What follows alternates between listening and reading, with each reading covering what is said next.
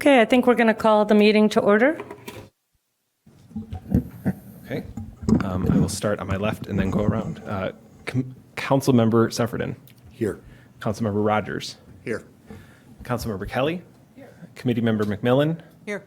Committee Member Livingston. Here. And Chair Rikus. Here. We have a quorum and can do business. Next item is voting on the virtual participation of another committee member. If we need a motion and a second on that for Councilmember Nusma, who provided a qualified excuse or I'll reason. move virtual participation by Councilmember Nusma. Great. A second. Okay. First and second, and then to vote on that. Councilmember Sefferden. Aye. Councilmember Rogers. Aye. Councilmember Kelly. Committee Member McMillan. Aye. Committee Member Livingston. Aye. Chair Rikus. Aye. Great. Councilmember Nusma can participate in discussion and vote on items tonight. Great, thank you. And I want to welcome our new members. Welcome, and you're going to enjoy our committee. So thanks for your participation. And I think we have Ms. Davis, I think Councilman is going to be here, so she should be here shortly. And I think I talked about this last time. 3 minutes public comment, and if there are questions you have, staff will take the questions, and then we will try to get an answer. We're not going to debate it today on the for the committee because we have a very full agenda. So, public comment, Mr. Kennedy. Not sure I can adhere to 33 minutes, but we'll try. So I sent you all a memo. I think there's a couple key things here. One, we need to create a budget and a presentation of that budget in a manner that we can go about finding a very prudent budget for 2026. We have a lot of federal issues up in the air. I don't have to get into them. But, you know, we've got to retain our resources because the city is the safety net of first resort for too many of our residents. And if the feds do what they want to do, there's going to be a lot of people hurting. One of the key things that I think this committee needs to do is get a handle on how much cash actually sits in the bank, unencumbered and unreserved. This has been an issue, as you can see, since 2019, we've run surpluses. I understand there was a surplus this year. Yes, there's all sorts of documentation about why that is. But there's $150 million bucks in the bank, and we only need 40 or 50, I think, for reserves. So where is all this cash, and where did it go from all these surpluses? The other key thing is I think you guys need to instruct the city manager to come back with a balanced budget this year. This has not been done before. They keep coming to you and coming to the council with, oh, we're in a deficit. We can't figure out how to get rid of several $1 million worth of budgets. Anybody that's run a business knows that there are times when you have to cut a budget. And you can do that. And this council, the first line of defense is the city manager instructing his staff to basically come back, trim the budget, come back so that revenues match expenses, ideally with a little extra buffer. The other key thing is we've got to create a much more transparent budget document. And I've got a number of recommendations. One, you need to have the city manager needs to instruct the staff that if there's a line item that has a percentage above X, and X could be 15%, it could be 20%, but it's above what probably is the inflation rate of 2 or 3%. It's some amount. And they should justify that according to some rules and regulations. Second issue is that the budget format should be presented better. We've only got 2 years of actual. Can I continue? All right. 2 years of actual, and we base our percentage increase on the adopted budget from the prior year, not the projected year end for that period. You know, at 9 months into a year, the city management should have their handle on what each line item is going to come in at the end of the year, plus or minus 5%. I mean, otherwise, they're not running an operation very well. And that presentation should include, a revised presentation should include 3 years of actual, and then a percentage based on the last, actual, whether it's projected actual from the for the prior year, or whether it's the prior year's actual. Second area, CIP, the capital improvement projects, have to be divided up between proposed and ongoing. Right now, you're getting 7 pages worth of line items, and you can see the example here, where it's alphabetical. And there's, a short description of what's going on here. If you divide it between projects that are in the works, in other words, approved from prior years, then you've got a certain key information you want from that group. And then on a second level, you've got projected, what the city wants to do and how they justify it. That's a very critical suggestion. Okay, one last comment. One last comment. Okay. And by the way, the assumptions, such as the property tax delinquencies and the vacancy rate, they should be based on prior year actual averages. Don't just come up with something willy-nilly. All right, thank you. Thank you very much for your thoughtful email, too. So thank you. What else do we have? Let's finish public comment. Yeah, that's it. Yeah. Yeah. Oh, yeah. Any other public We comment? have at least 2 more. Okay. Ladies first.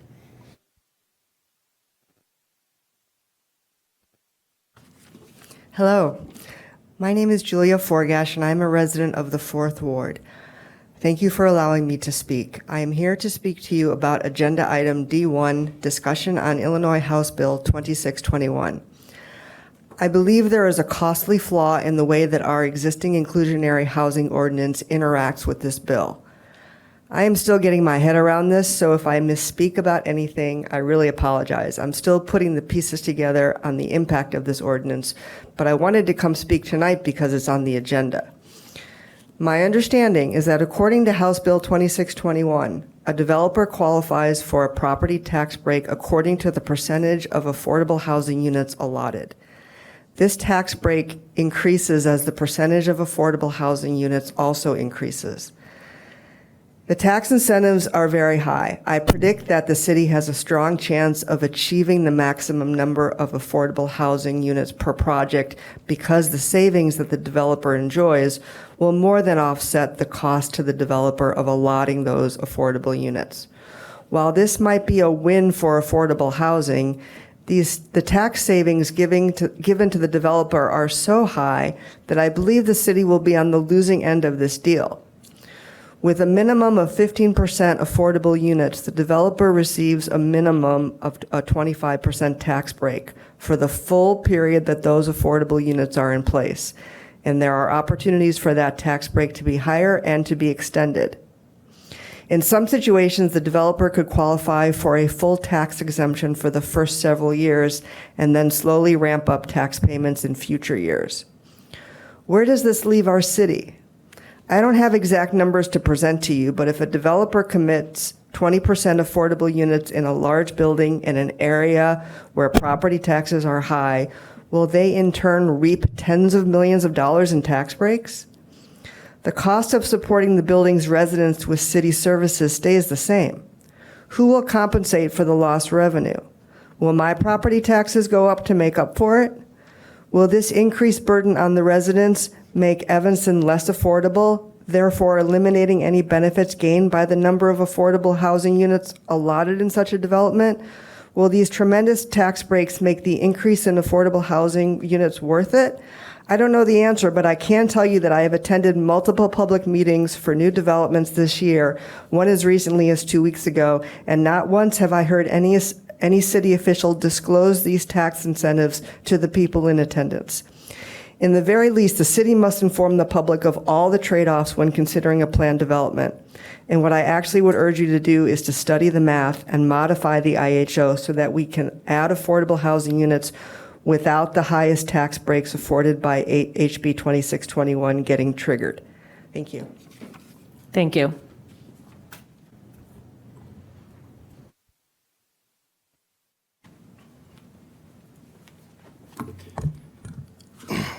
Hello, my name is Chris Oakley. I'm a Evanston resident going on almost 30 years now.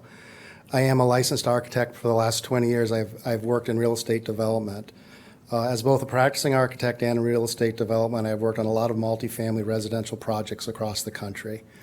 I provided a lot of comment to the first Envision Evanston draft. Truly didn't see much of what I sent addressed in the updated version, but there are two conflicting items that need attention. The first, and I quote from the draft, "It's crucial to expand and diversify Evanston's tax base." The context of that quote is not to continue or increase the burden on residents and businesses. The second is a direct reference to HB 2621 property tax incentives. We now see at least two proposed multifamily housing projects that appear to be pursuing this. There are not many $150 to $200 million projects in Evanston that will generate and expand the property tax revenue. All the construction at NU obviously doesn't factor into this. HB 2621 has a serious adverse impact on the tax revenue needed by our community and schools. I read about an Evanston proposal where the developer stated the project would bring in $3.29 million in property tax revenue a year. During the same presentation, 20% IHO was mentioned. The 20% affordable is more than the 15% required by the city under the IHO ordinance, and is one of the qualifying requirements for the larger tax incentive. After this, I started a comparison that I believe you may have seen. HB 2621 is mentioned in the draft comprehensive plan. It's on the city's inclusionary housing landing page under developer resources. In my opinion, this program is a de facto TIF. It pushes significant burden for developing affordable housing onto the tax-paying homeowners, residents, and businesses. The intent of the comparison I did is threefold. First, to show the developers' cost to deliver the required IHO apartments, which are significant. Lay out both the city and school tax revenue implications and the developer savings for both incentive and non-incentive options. And finally, to show the developers' lost development value over time due to the lower rents on a portion of their apartments. I can certainly walk through in more detail later or whenever if anyone cares, but the conclusion is interesting. Primarily, the non-incentive 10% IHO, which is allowed option in the ordinance, and provides the cities and schools to retain all property tax revenue, is actually better for both city and developer. The developer retains 10% of what otherwise would have been the IHO for market rate revenue producing apartments, which add significant value to the development. Although I do think an issue with the 10% IHO at the 40% AMI is what market does it actually serve. At the updated 2025, qualifying HUD income levels, which actually spiked quite a bit this year, which will be reflected in IHO rents eventually, there's a reasonable possibility that 40% AMI income at the 40% AMI income threshold, a full-time dishwasher or similar job that pays around $16.50 an hour, slightly more than minimum wage, will actually earn too much to qualify for the 40% AMI rent. This or even the 60% AMI rents, I believe create a significant income gap between those who qualify for the lower rents and others who earn too much but don't earn enough for market rents as management companies calculate that income qualification. Falling into this gap, two more lines. Falling into this gap are teachers, first responders, young workers starting their careers. I believe the original impetus for affordable housing was workforce housing, and somehow this has evolved into providing low and very low income housing, as defined by HUD, in new market rate residential developments.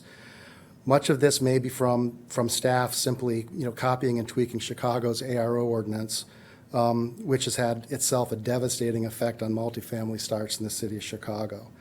I believe the HB 2621 is misguided, and as it exists today, the IHO needs thoughtful attention. It would be helpful to have more engaged dialogue about all of this, and I'm happy to answer any questions now or later. I can hang around if you care. Thank you. Thank you, and it's on our agenda today, so thank you both. Thank you, everyone who spoke. Anyone else? Cindy Reed, who joined on Google Meet, were you looking to give public comment?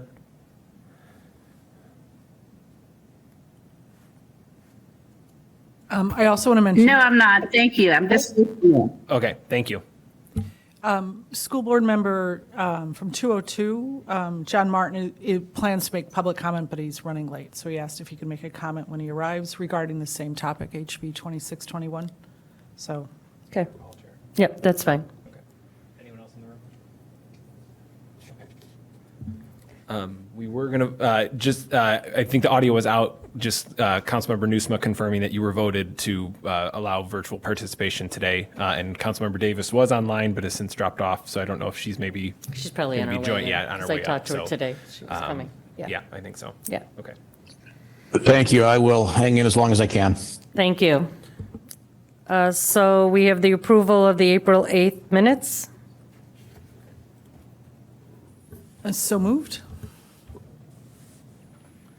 Second. All right, and taking roll on approval of the minutes, Councilmember Sufferton. Councilmember Rogers. Abstain. Councilmember Kelly. Aye. Committee Member McMillan. Aye.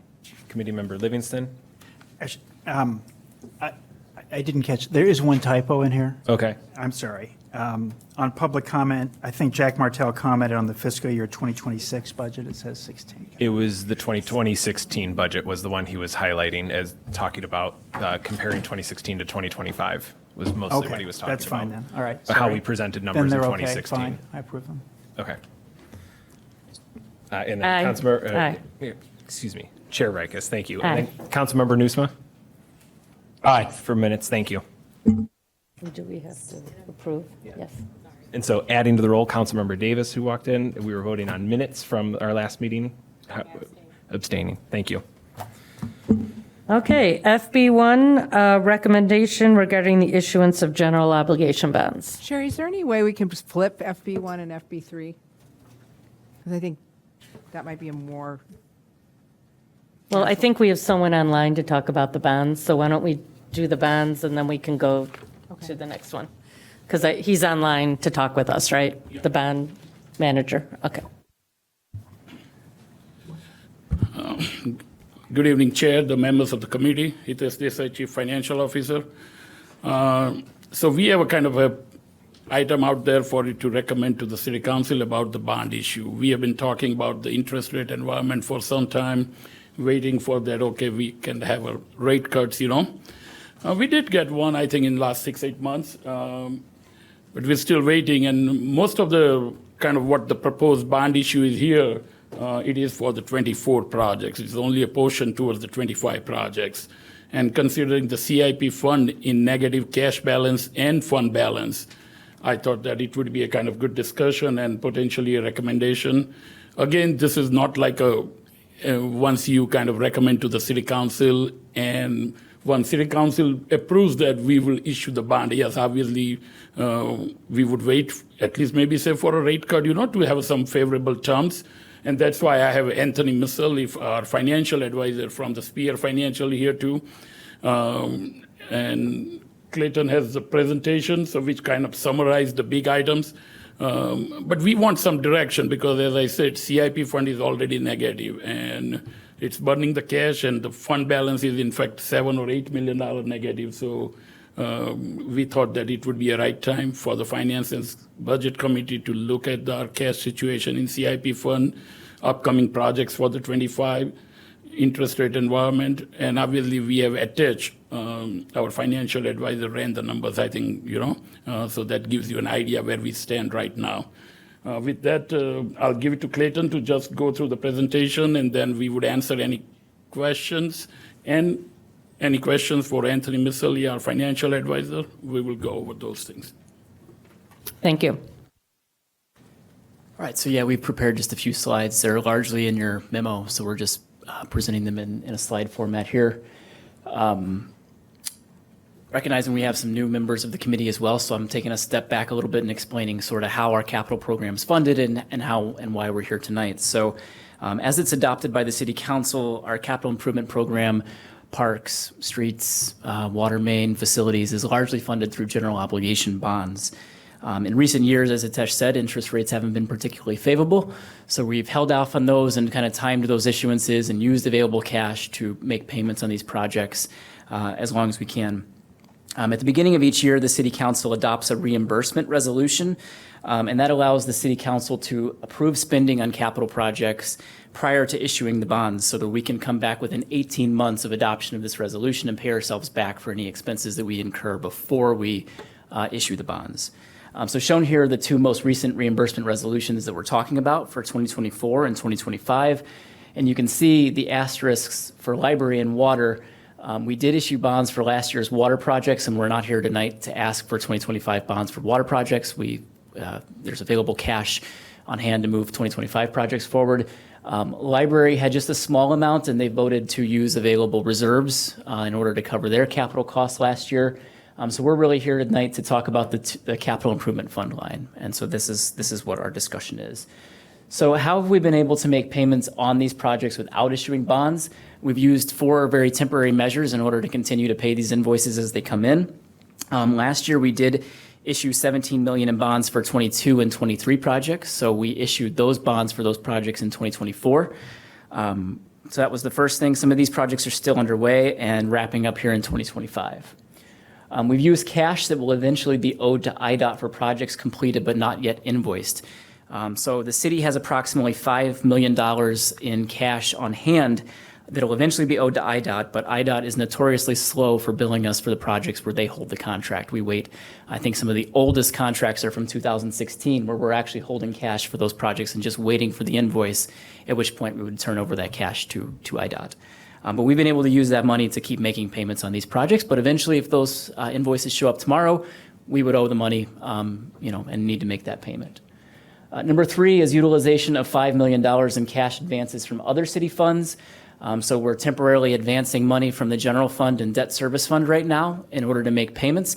And so that's the only reason the CIP fund has any cash in it, is the cash is literally a temporary loan from the general fund and from the debt service fund. And finally, we've fully depleted the CIP fund, the fund balance reserve within the capital improvement program fund.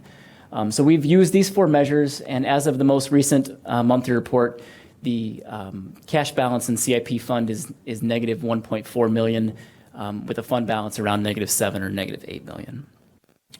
So in your package, you have the list of projects for 24 and 25, which shows how much the city has obligated and spent towards these projects, as well as the total amount of the recommended bond issue. We have Laura here. She was here last month, and she can talk about specific projects if there's any questions on that. But essentially, the city council has obligated $15 million towards 24 and 25 projects. And those, again, are outlined in your packet. And of that 15 million, 7 million of it, 7.4 million of it has already gone out the door. So that's 7.4 million that we've paid using those measures that I outlined on the previous slide. So obligations 15.2 million. We're thinking that over the next couple months there'll be another 5 million or so in contracts coming to City Council. So we're recommending a bond issuance, as Hitesh said, of about $20 million at this time for 24 and a portion of 2025 projects. Talking a little bit about our outstanding debt at the city, we have, as of January 1, 2025, $133 million in outstanding tax-supported GO bond debt. We're a home rule community, so we don't have a statutorily required debt limit, but we have a self-imposed debt limit of $155 million in tax-supported debt. And so you can see we were below that at the start of this year, and this shows what that debt looks like if we were to add on this $20 million. It shows that as of January 1st, 2026, the dark blue plus the light blue is the principal. And so you can see as of January 1, 2026, we will be just below that statutory debt limit, or self-imposed debt limit at the end of this year. So it does show that we can issue these bonds and still stay within our self-imposed debt limit. The impact on property taxes. So the average impact on on $20 million in GO bonds, it's about $1.5 million in annual debt service. Comes out to about $50 in property taxes on a $400,000 home.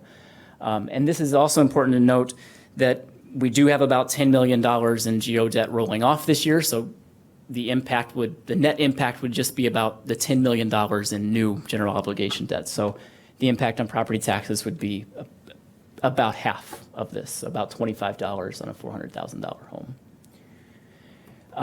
We've included in the packet Exhibit C, which shows current cash and investment balances across all city funds. We've got some questions about liquidity at the last meeting, so we're here tonight to talk a little bit about where that cash is within our 40 city funds. This slide shows really those 13 funds where the city does have some flexibility to do these transfers or loans that I've talked about. We'll go into more detail on the general fund as part of the budget amendment on the next item, but it does continue to have a strong cash balance of about $49 million in our most recent report, really powered by some of those one-time permit revenues from the Northwestern Ryan Field project, from the Kellogg Center project. We've gotten about $17 million within the last year alone from those two projects. So because of those two projects, our general fund continues to be in a very, very strong position. Looking down the list at some of these other funds, I talked about water. Water is sitting on a cash balance, a healthy cash balance. We did issue bonds last year, and we were able to utilize ARPA dollars for some of those projects that were originally going to use bond funds. So we were able, some of those bond funds are still available within the water fund. So we're not here tonight to talk about bond funds in water. Some of those 2025 projects will be able to use some of that carryover from the 2024 issuance to cover those costs.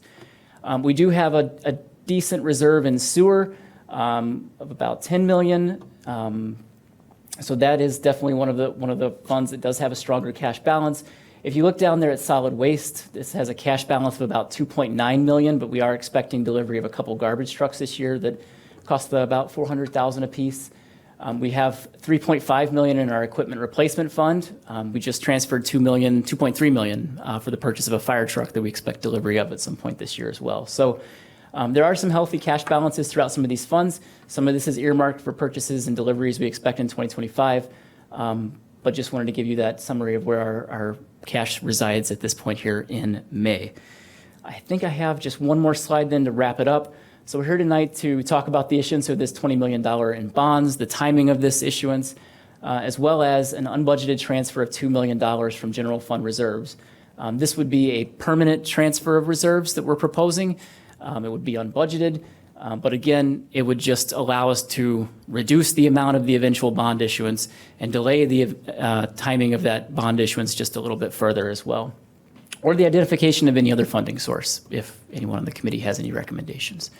So that is our slides, and I can turn it over to Hitesh and our financial advisor as well if there are questions.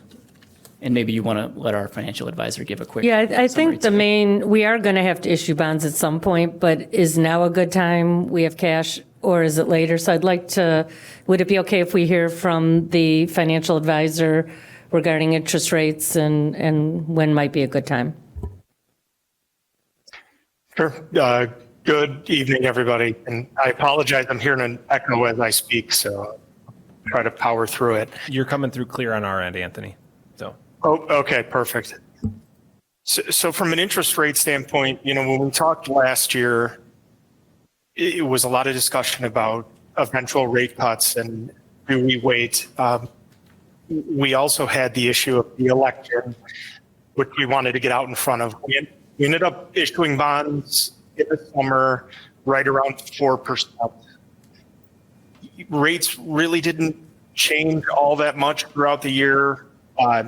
Relatively stable, and there was a lot of expectation that we would start to see interest rates fall, and that never really transpired. This year, things were stable up until the announcement of tariffs about a month ago now. We had in the municipal market a period of about a week of extreme volatility. Things eventually did settle in just at a higher level now. So as we look right now versus 2024 when we issued bonds, instead of being at 4%, we'd probably be closer to 4.2 or 4.25% on that same issue. Things have stabilized, as I had mentioned. I would say that as we look into the summer months, there is discussion of what's called reinvestment money coming back into the market. That is bondholders who right now are getting interest payments. they're having funds to reinvest. We did see over the last few weeks heavy supply as there was a lot of delayed transactions from the deals that got pushed from around the week of the tariff announcement. So it's hard to predict going forward. I would say that the summer is generally, all else being equal, a better time to issue than pushing things into the fall, outside of any large macroeconomic announcements. Waiting for future Fed rate cuts. Right now, it sounds like September is when people expect rate cuts to start. The current estimate is 55 basis points, but again, that doesn't necessarily mean that long-term rates and the rates that affect this issue are going to be changed by that. That will affect short-term interest rates, but we're issuing 20-year bonds. So it's hard to say, and not something I would hold out for in terms of it's going to be that direct effect. So all of that said, I would pin this more on timing of cash flow needs for the city, knowing that summer is a better time generally to issue bonds, so long as we are being aware of big economic announcements and any big things that happen in the macroeconomic environment. There's a lot of news day to day that changes things, so we have to be kind of on our toes. This process takes a little bit of time. It's about 3 months to issue bonds. I had sent an example timetable. If we had gotten started now, we'd be issuing in kind of towards the end of July. And that doesn't mean we have to, but that would be the earliest we can issue. And we can watch to make sure we are moving forward in a stable market. Thank you. And I just have a quick question, then I'll open it up. There's economies of scale if we did one at 20 million versus one at 10 million now, and then 10 million in 6 or 9 months. Yeah, there's not only economies of scale from the fact that you do get more demand from investors with the larger bond issues. Especially when we're doing a competitive bond sale and having underwriters bid on a transaction, the larger the transaction, typically the more interest it gets. There's also cost savings in just terms of cost of issuance from doing this once versus doing this once at a smaller issue and then coming back and doing it again. Okay, Hitesh, did you want to add anything before I open it up for questions? Absolutely not. Nobody knows, what would be the thing that, it is real volatile day by day, week by week. So, nothing else. I think Councilman Kelly? It's just, I know the John Martin from 202 came in and he has to leave by 6. I wonder if he can make his public comment before we. Sure. Is he here? He is here. Before we dive Okay. into discussion. Thank you. Yes, I'm fine. Okay, so again, we're pausing. That was the problem. We're going to pause conversation on FB1 real quick, go back to public comment, and then resume on FB1. All right, thank you. I appreciate the timer up here. That's really cool. I haven't done that before. I apologize for my appearance. I came rushing. I'm coaching a track practice, and my wife's out of town, daughter drop off, all of those fun parent things going on. So I appreciate you being so accommodating to let me speak a little bit late. But I do have some strong feelings about this tax incentive program and some frustrations and some concerns because, this is something that was levied at the state level. Which is kind of an interesting concept because the state's not paying for it. The municipalities are. The city of Evanston, for example, this is something that was designed with Chicago in mind, not a city like Evanston. And what we would see is that it would just be incredibly expensive to pay for this tax incentive program. I think, in looking at kind of crunching down these numbers, like what we would see in just the first 10 years alone, we would miss out on approximately $22 million of property tax revenue. Now, I know that number may not mean a whole bunch, but it just to kind of put it into something a little bit more tangible, something a little bit more real. If it's $22 million for 10 years, that's $2.2 million per year, right? Just using straight line. 2.2 million per year breaks down to, and if we're doing 2.2 million per year, these numbers are based on the idea of it being 90 units in a building that's going up. 2.2 million, 90 affordable housing units. 2.2 million divided by 90 units is about 24,000 per unit per year. That's over $2,000 per month per unit. While I think everyone in this room is likely very much in favor of developing a way for there to be more affordable housing, at $2,000 per month per unit, we could simply just be paying for the unit for these people. And if we're paying for it ourselves, then we're still on the back end going to be receiving property tax revenue because we're not foregoing it. So this is something that I think we really need to look at and consider further, because it's not just the city of Evanston, it's District 202, it's District 65. Those three bodies combine to represent 83% of where the property tax revenue goes. So we kind of need to team together on this. So I can see I have about 4 seconds left. So thank you very much for your time. Thank you. Good luck with your evening. Thank you. Yeah, it's not over. Thank you. Okay, back to our regular program. We have information from our financial advisor regarding interest rates. And I know, Hitesh, did you want to add something, or we're in open discussion now? Okay, and Committee Member McMillan? Yeah, I would not be in favor of doing this right now. I think we've got, plenty of cash in the bank, and we do also have a line of credit if we need to tap into it. My bank, which is one of the top 5 banks in the nation, we're looking for 2 interest rate cuts in the second half still. We saw good inflation numbers coming down this week.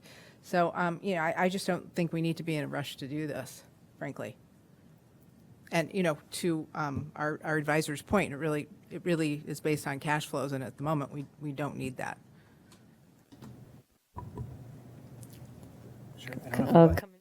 Committee Member Livingston.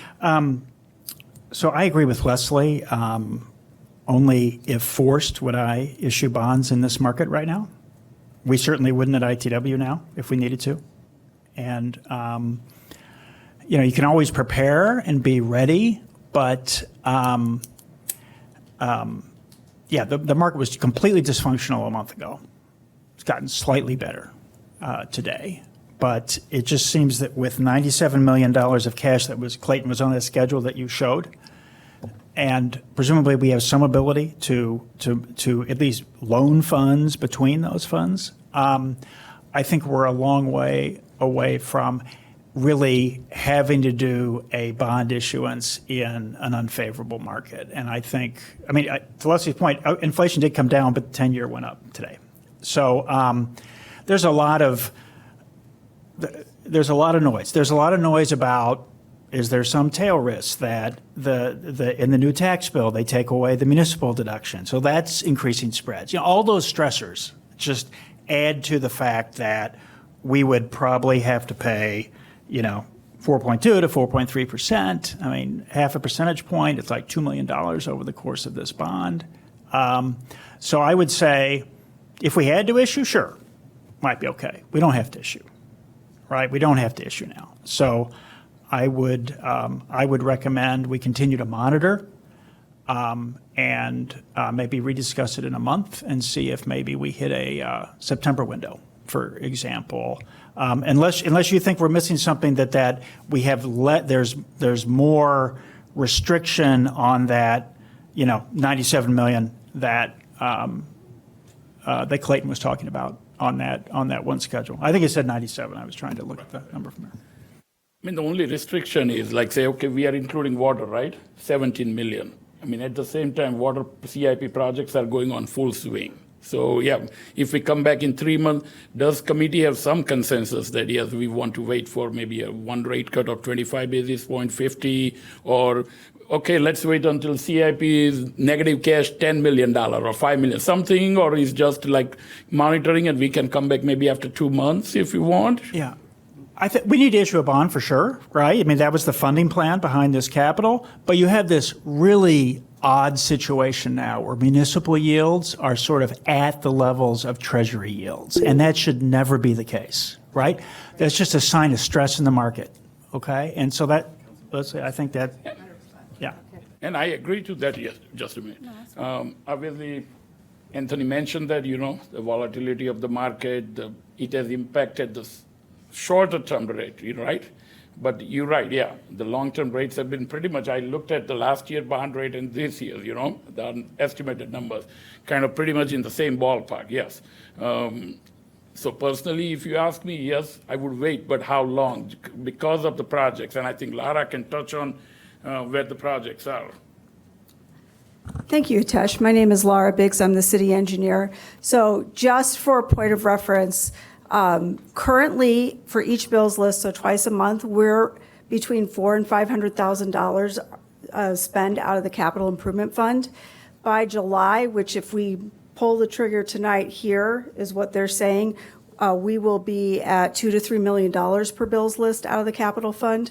So just to keep in mind, like the scope of the spending, that $2 to $3 million typically continues through October, November, and then it drops back down again. Okay, and Councilman Newsman, you had a comment too, or question? Yeah, thank you. I appreciate, can you guys hear me all right?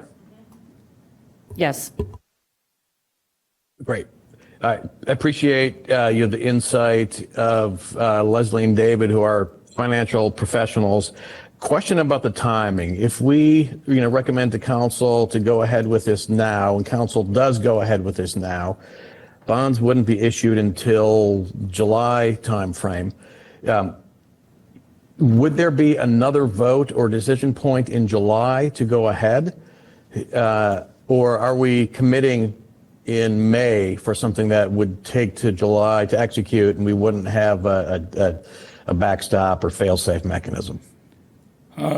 So we would have the official word when we have, like, suppose if the Finance Budget Committee recommends to the City Council, we prepare the ordinance and say May end, City Council approves that. Obviously, yeah, we can have the kind of informal, communication with the City Council that the rates have come down, or the market is that, and it looks like we might be saving compared to the month ago, 2 months ago, it might be 50 basis point lower. And yeah, if the City Council even at that time informal measures said, no, let's wait, we could do that, yeah. So presumably there's a prospectus, right, involved in this, and our audited financials would we be using the 2024 financials? It depends on regardless? timing. Right. So if we issue the bonds later on, when we prepare that official statement, we could include after June, right? Yeah. Our 24 financials, yes. So most likely, yeah, we'll consider. I think either way, the prospectus work is the same. Yeah, it would be. We Right. will So I be guess using 24. another way of asking this is if we move forward now, are we locking in at the rates as they are currently, or taking a chance on the rates as they are in July? And, would it be prudent to move forward and then just see where we're at in July and then make the final call then? No, again, yes, we are not lacking in anything here because we are going in for, as Anthony said, the competitive deal. So we would just have the kind of approval ready in our sense. As Anthony said, it takes 3 months. I understand it's competitive. We're not locking in, but. I could jump into just for a quick snapshot of the timeline I had laid out if we started today, just that maybe that'll give you a little bit of context of when things happen. If we were to get the go ahead today, the way I had laid this out is preparation of that ordinance, which gets a first reading at council at June 9th, and then a second reading June 23rd.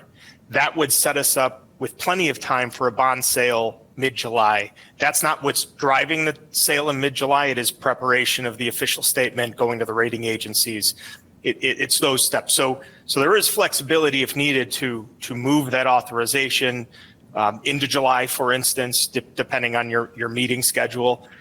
From a legal standpoint, we do not need another authorization beyond the approval of the bond ordinance. The bond ordinance will set forth the parameters we need to move forward. From a practical standpoint, we can get this queued up and Hitesh can communicate with the board in terms of when we're thinking of going.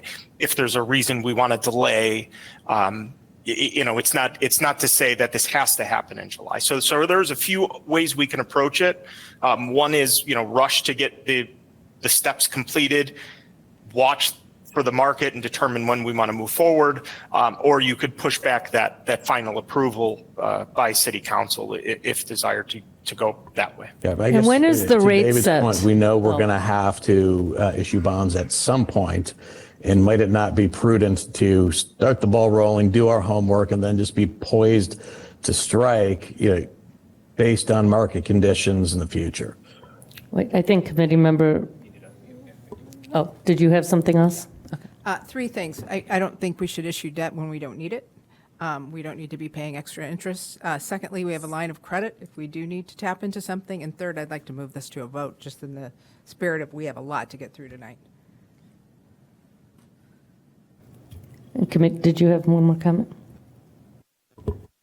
Just very briefly, a lot of times when you start doing work in preparation of something, you get biased towards issuing, okay? And I would at least wait a month and see what things look like, because I don't think this rate is anywhere near where we really want it to be. It might be the rate that we ultimately end up on, but it sounds like we have plenty of liquidity to get us at least by a month or two and see where we are. That'd be my view. And I have one quick question, Anthony. When is the rate set on this timeline? The rate sets When on you this issue? competitive bid, so it's on that day when we sell the bonds. We come to know at that minute, Yep, that's right. So under this timeline, we have it week of July 21st penciled in. So it would, but to Hitesh's point, it's the day we sell the bonds. So yeah, concluding, looks like that, okay, we can come back maybe in a couple of months with the scenario where we stand, and let's talk about it. So are we ready to take a vote? So we have a proposal, but does someone want to change? Okay.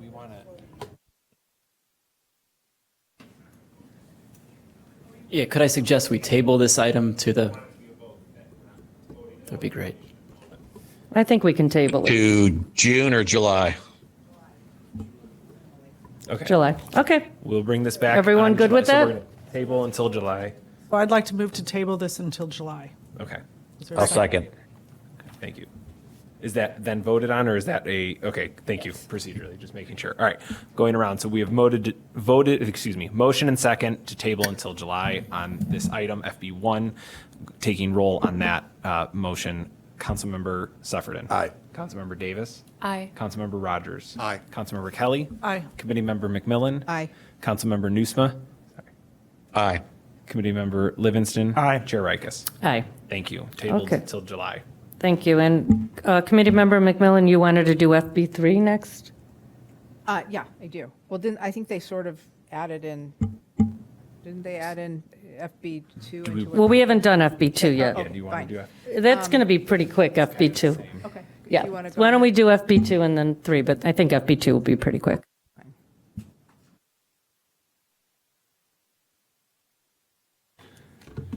So FP2 is a transfer of $2 million from general fund to the CIP fund. Obviously, you guys, it's already negative cash. And this is potentially in the long term, whenever we decide to issue the bonds, reduce the potential bond issue. So, because the cash would be better in CIP fund by these $2 million. So we want this Finance and Budget Committee to recommend the City Council to approve the inter-fund transfer of $2 million from general fund reserves to the CIP fund. Any comments? And is this the resolution right here? 40-25? No, That's the ordinance. There's no. No, there's no, we Oh. will prepare it for the Oh, city just the council. paragraph here? Yeah, Okay. as we were preparing the agenda, we looked at FB1 and FB2 as kind of a hand in hand of this idea of issuing bonds or how do we pay for CIP. So a lot of the materials that we didn't want to duplicate all the materials Okay, again for okay. FB2. So a lot of the just same stuff there is relevant in terms of helping make a decision on this transfer. So does someone want to make a motion for the transfer? I have a comment. Councilmember Kelly, yeah. Yeah, I just want, for our new members too, to understand that we have about, I think like 10 funds that keep reserves. And I believe it's a 25% reserve that we keep, our policy is for the CIP, correct? A 25% reserve? And I understand it's depleted, but I just want, That is the policy, is a 25% reserve in the CIP fund, but that's, as you said, depleted and spent. so we started out the year with a 25% reserve. We haven't had a reserve really in the fund in several years because we've delayed the issuance of these bonds. So there's not been a reserve set aside in the CIP fund for the last couple of years. We depleted it, and then last year we issued bonds for 22 and 23 projects to kind of replenish the cash. But we haven't set aside a reserve in the CIP fund in Thank quite you. some time. So my question, this is a permanent reduction in the general fund reserves, right, if we do this? Yes. So my concern, it's been consistent, is that because of the degree of pension contributions and the overall condition of the general fund, we are quickly depleting the general fund. I know there's been some pluses and minuses. We'll talk more about that later. But I think that we continue to be on a path of absolutely on a path of utilization of those extra reserves. I would leave these reserves in the general fund and just count on, I wouldn't reduce the eventual bond issuance on the capital project. I just remain very concerned that we are quickly depleting the general fund reserves. And so in light of that movement, I would not want to move $2 million. And why? Why do we need to if we have liquidity? It's negative, but is there a legal reason why you're Not the concerned about legal it being negative? reason. I mean, whenever we are ready to issue the bond and they look at it, the rating agencies or that CIP fund balance, okay, negative 3 million, 5 million, say after 3 months, Another thing you heard from Lara, that how quickly they're going to spend more money, So it makes sense to have it, it's the same fund kind of, without much of the restrictions. So I would rather keep that fund, in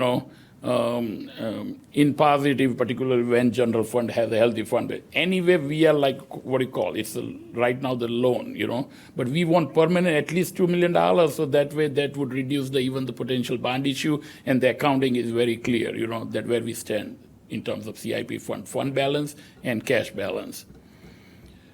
Because to look at it, like suppose if I prepare maybe say monthly financial after a couple of months and CIP has a 5 million or 6 million negative, June, July, as we spend more and more money. So I thought it is kind of, financially makes more sense from the reporting wise, from perspective wise, that yes, we have the money, otherwise it looks bad that, okay, you don't have the money. Well, we have what was it? It was 97 million, right, on that. Of sort of unrestricted sort of funds. So again, I remain very deeply concerned about the trajectory of the general fund. So I would say let's not permanently transfer 2 million to cover that. Let's just replenish it with the eventual bond issuance would be my. Councilman Kelly?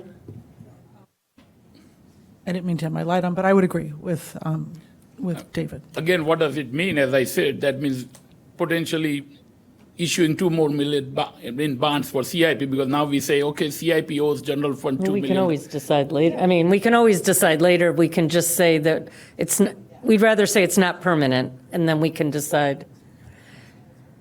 So can we do this resolution and just say that it is not a permanent interfund transfer? I mean, we anywhere, like right now, loaning the CIP fund, it has a negative cash. So we don't need action for that. You don't need anything, okay. Is anyone opposed to just, if we lend it over to the fund and not do this as a permanent transfer? Okay, then let's continue business. Okay. FB3, the city manager to amend the total fiscal year budget. Alrighty, good evening. We've got a couple slides on this as well. So a brief overview on the budget amendment. We've been advised by our auditors and past president that this type of budget amendment is required where your actual expenses exceed budgeted expenses in any fund. Just a couple notes. A budget amendment, we don't have to touch revenues because the city only appropriates money for expenses, so we don't touch revenues as part of this. Also to note that the budget amendment does not impact net deficit or surplus. Net deficit is, and it's based on actual revenues and actual expenses, not budget. So just a couple things to clarify up front. Following the advice of our auditors, the budget amendment includes 8 funds where actual expenses exceeded budgeted expenses. The memo that we included walks through each of these 8 funds and some of the reasons for the overages. One of these is the general fund, which went over by $7.4 million. A portion of that is the purchase of the Little Beans Rec Center that we talked about, as well as 2 unbudgeted transfers that were approved towards the end of last year as well. These account for most of the overages in the general fund. The budget amendment also includes decreases to 6 funds.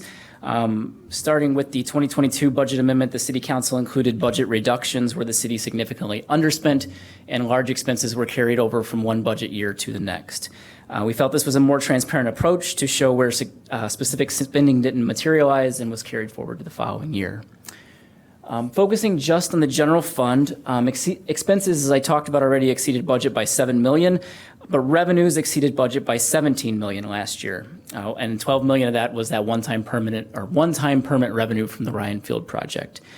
So the $10 million deficit that we budgeted for last year didn't materialize because of those extra revenues that we received from that project. So we actually stand to finish last year with a deficit of just about a $500,000 deficit. So much stronger than the budgeted $10 million deficit, again, powered strongly by those Ryan Field permit revenues. Were it not for those, we would have had just a slightly larger deficit than budgeted. But again, that includes the purchase of Little Beans and those 2 unbudgeted transfers. So we've took a look recently about how other communities handled budget amendments. And we really found 2 approaches to how communities handle this. One is doing what we do, and that's amending the budget after the fiscal year ends. We found Oak Park, Palatine, Park Ridge, and Arlington Heights all do it very similar to the way we do. But then we also found an example of other communities that don't do this type of amendment, but still overspend and just include a note in their audit each year that says where they overspent. So a couple examples from Palatine. They amended their budget to account for a budget decrease similar to us. Village of Arlington Heights, again, this is passed in April of 2024 against their 2023 budget. And you can see, I know you can't see because it's quite tiny, but there were a couple of expenses that materialized that they are increasing their budget for after the fiscal year. Park Ridge, again, they take their best shot at this budget amendment in January each year to amend their previous year budget. But then we get to the communities that that do not amend their budget after the fiscal year. Skokie, for instance, we found in their audit a note that they overspent in their general fund by about $8.9 million last year and overspent in several other funds as well. They don't do the budget amendment like we do. They just include this note in their audit on page 50 or 60 that says, look, we overspent in these 7 funds. Same for Wilmette. So we found in their audit, they overspent in their general fund last year by $4 million. So again, kind of a similar approach. So we feel that this approach is a little more transparent. We're here to talk about where we overspent and happy to answer any questions about that. But again, we just feel it's more transparent than just sticking a note in the audit that says where you overspent. I'm sorry, you're advocating more for the note in the audit? No, we're still amendment. continuing with Okay. the budget amendment. It's prepared and in your document and your packet, and we're happy to answer any questions about it. And I just want to remind everyone, there's one big change we made in 2025 with CIP. We used to, if a project was $60,000, we would expense it all in 1 year. Now we're going to be expensing it over the years. We would budget it all. We would budget it all in 1 year. And then you'd see, that's why you see this huge 67 million less. We're going to rectify that for next year, so we won't see that big swing there. Yeah. thank But, you, and Sherry. also everything, congratulations at the 500,000, that's great. And everything that is listed here was approved, so there are no surprises. I'm confused. Committee McMillan. Right. I don't think I've made it any secret. I really dislike this practice of going back and subsequently amending the budget, and I don't think it's more transparent. I would much rather see us talk about our overspend, which was about 11.5 million, and I think that's really all we need to go back and do. So, and I think we need to, with the 11.5 million, we need to drill down and see if our kind of catch-all overspending limits are really working, because that's a big number. So I would much rather us see, adopting something more along the lines of Wilmette. This, especially since we, and I don't agree with this either, include the pension funds. I think that inflates the budget, and that should be aggregated out. So I really don't like this. And I think we should be talking and seeing the 11.5 million, we should be focusing on that, how that kind of happened, and how we're going to address that in the future. Correct me if I'm wrong, but I believe in our audit report, there is a reconciliation between the original budget and the amended budget. Yes. I don't see how it could be more clear, Leslie. It's not like they bury this and we never talk about what the original budget is. It's way in the report, I'll say. I mean, it is deep in, but it's not that the original budget is ever lost, and it shows what the amended is. And to Sherry's point,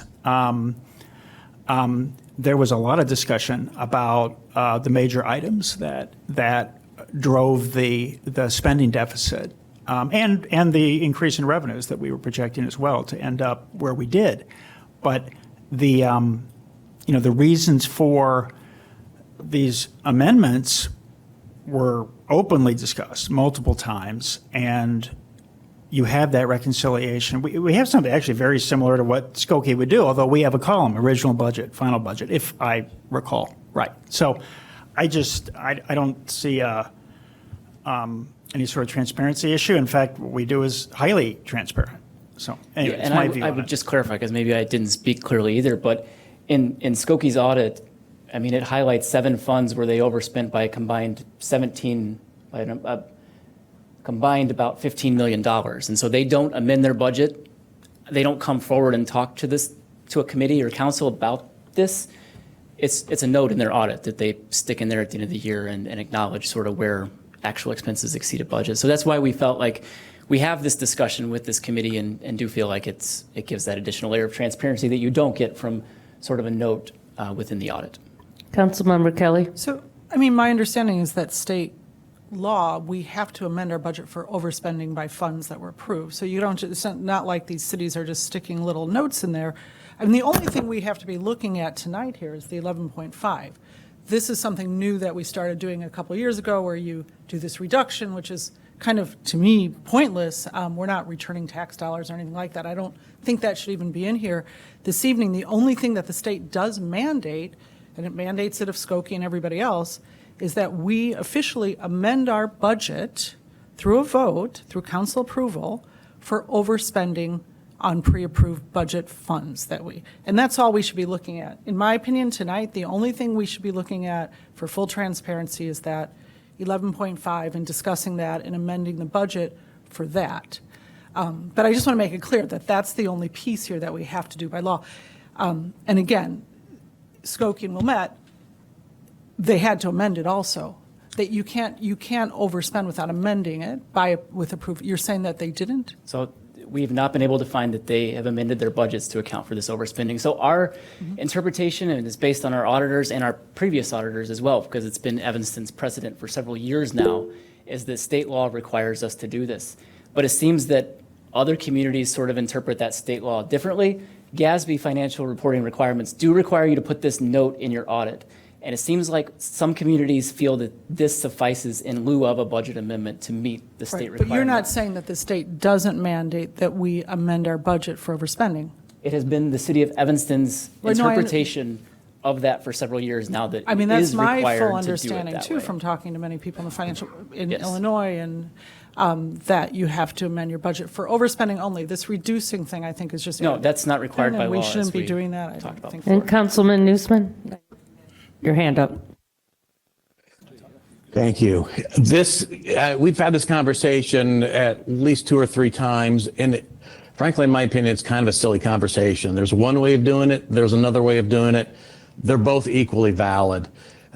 Personally, it seems a little bit goofy to me that you amend the budget after you've spent everything, just like changing the goal line to declare yourself you've made a touchdown, even though you got it to the 5-yard line. However, this is how we've been doing it for some time, and as long as when we are looking at historic data, we are able to see original budget, actual revenue and expenses, and then amended budget, as long as we can see that, and that's how we've been doing it for quite some time, I'm comfortable. I agree with Councilmember Kelly that we really should be talking about where we've overspent and is there anything we can do to control those expenses. So let's, one way or the other, put the reporting format aside and focus on what we all need to focus on. And I just That's all, clarify, thanks. the city council, when they adopt the budget, it is at the fund level. So legally, and again, the auditors told us that, okay, just like we saw the Skokie and Wilmette, that, okay, I asked them, what if we don't do the budget amendment? Then they say, we'll put it in our audit, that this is what we found where you exceeded at the fund level. So it's that the fund, which is the kind of the base, whether you exceed, not at the cell, oh, you exceeded these line items, so there are 1,000 line items in general fund and you exceeded these. You have to look at the fund level because city council adopts the budget, the expenses at each fund level. And obviously the auditors, again, last year this issue came up, we asked them. And they say, yes, we feel that you are legally required because it is an expense and city council is the one who authorizes. If you exceed that, if you don't do budget amendment, we will put it in our audit report that these are the funds which exceeded the budget. I mean, it sounds like we're doing both. We're very transparent with this. I agree with what everyone has said. I think today is more administrative that we need to pass the ordinance. But I've heard from open comment, I've heard from people here, it's time that we really do a deep dive into the budget. I've got some ideas. If there's one other person that wants to work with me on the budget for next year, I'm happy. Just email me, let me know, because we can only work in teams of 2. But maybe we can, I know we're doing the zero-based budgeting, but today we need to be transparent, in my opinion, and pass the resolution as well as put it in the audit. So are we ready to take a vote on this? Unless there's any more comments? And going forward, I would really, anyway, I don't really have any more comments per se, but going forward, it would be nice if we were just, for Okay. clarity's sake, approving the amount overspending, because that's all we have to approve of by law. Okay, do we have a motion on ordinance 40-0-25? So move. Do I have a second? Second. Taking roll on a recommendation to recommending to City Council the passing of ordinance 40-0-25. Councilmember Sufferton. Councilmember Davis. Aye. Councilmember Rogers. Aye. Councilmember Kelly. Committee Member McMillan. Aye. Councilmember Nusma. Aye. Committee Member Livingston. Aye. Chair Rikus. Aye. Thank you. Thank you. Okay, the next is the auditing extension with Sikich, and I have had a lot of conversations with some committee members regarding an RFP as well. So there's a lot of pros and cons on each side. So Hitesh, if you can tell us why you're recommending the extension, and then we can hear from some committee members about an RFP. Oh, sure, thank you. Absolutely, yes. Again, Sikich has been doing like over hundreds of communities.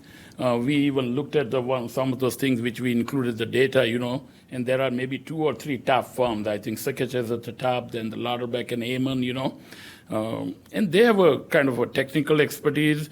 As the GASB pronouncement come every year in terms of reporting for lease and reporting for some of the other things and pensions and GASB and OPEB, they came in the past and they continue to come, how do we report? They have been a big help, and they have kind of lot bigger pool of the talent there who just specialize in those things. And they have over hundreds of clients in Illinois, including municipalities. The second thing is, if you look at this data, I mean, comparable communities or some big communities, LG and Pell, I mean, they've been with the Sikich for many years, 10, 15, 18.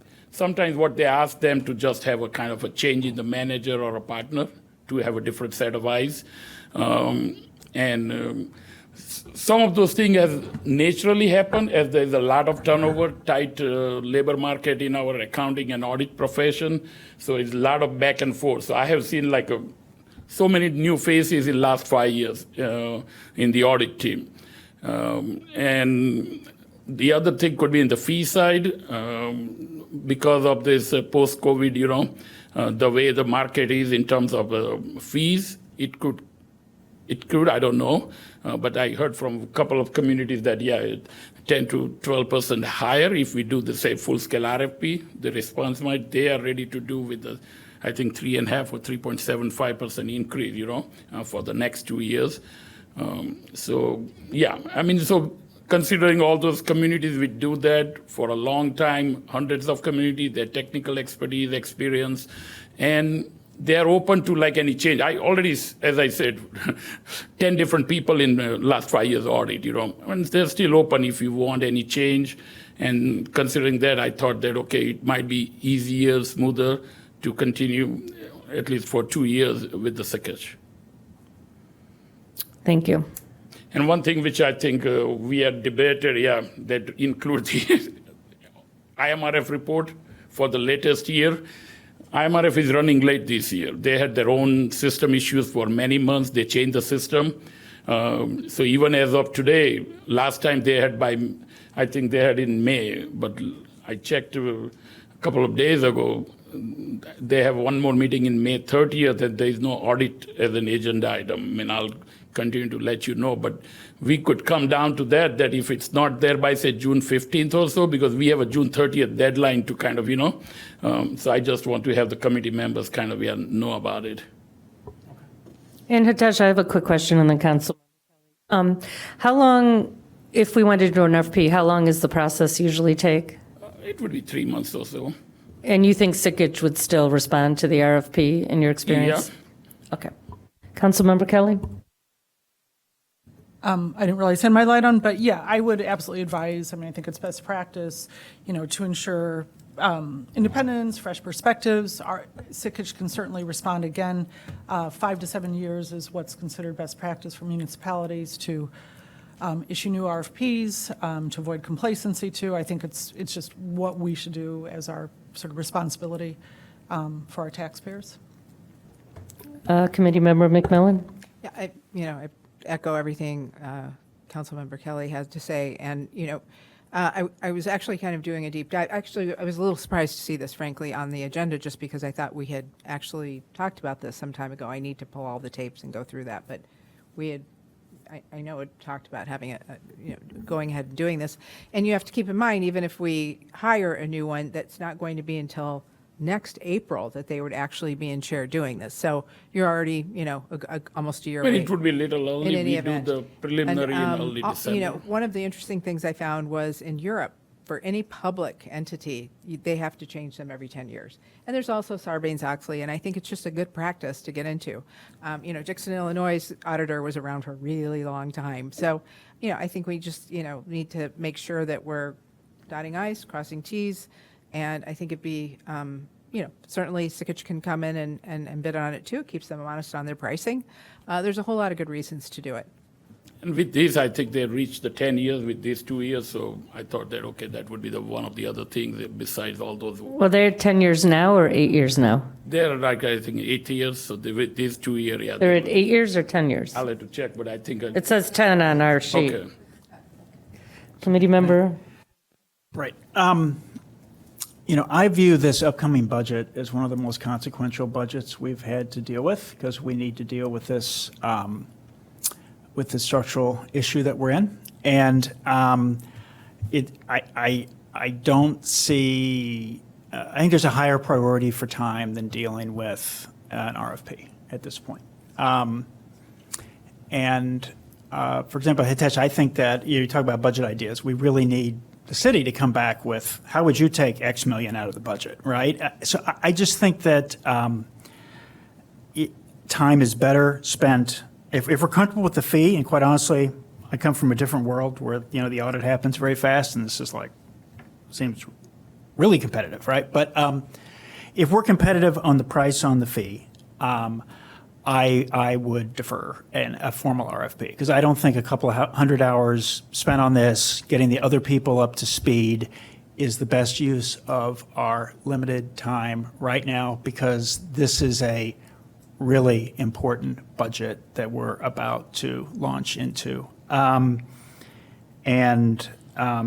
I would defer.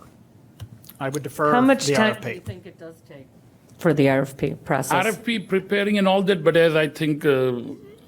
Livingston touched on that, the first year for the auditors and for us, it's learning curve, right? We have to set them. They would even refer to the last year's audit to kind of see where we are.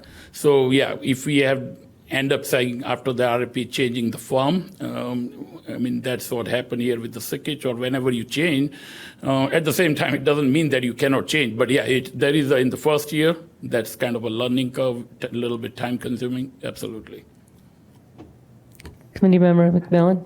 I think I would argue that, the opposite, David, where, I think, yes, this is a very expensive budget process we're going to be going through, and I think it'd be great to have a second set of eyes on this. Well, the auditor doesn't get involved in the budget. They get involved in the actual. No, but I still think then why do you care? Because I don't want their limited time focused on an RFP that I don't think is necessary right now. I think it's pretty off the shelf. I don't think that this is, it's something that they've done. Well, it's time to get other people up to speed. It's time consuming. It's very time consuming, and we need cost-cutting ideas. And I think this is a distraction. So that's just my view. Yeah. I don't think we need to do it now. So I would vote that I will vote that we agree to the proposal here.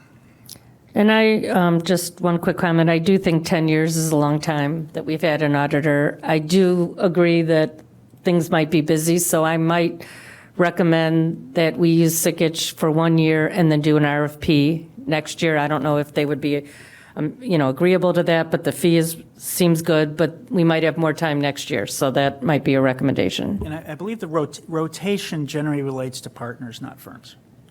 So. Right, and and even like the Martha, who is a partner for the last few years. Before that, we had a Dan Berg for a long time, I think 4 or 5 years, then Martha. But we don't know what we don't know, because there may be Right. fee differences, there may be other things. Right. So. And again, as you said, that could be a thing that, yes, if the committee says, okay, we want to just do it for 1 year, they have to go with that, Okay, so. I'm sorry, I had my light on. So I know last year we did, and it was unanimously decided, we didn't vote, but we all said this year we would issue it. And there were issues with Sikich last year, and I've had some issues, I'm not going to delve into them tonight, still haven't had responses. I really think it behooves us to, like Leslie said, it's off the shelf. The RFP is no big deal in terms of issuing it. They're auditors, they know how to figure this out to, get up to speed with the city. I don't think we're talking about some crazy amount of hours. I think this is just something we need to do. And if there isn't majority support for that, then I would advocate that this evening we discuss a statute or a code where how often do we think that we should be issuing an RFP?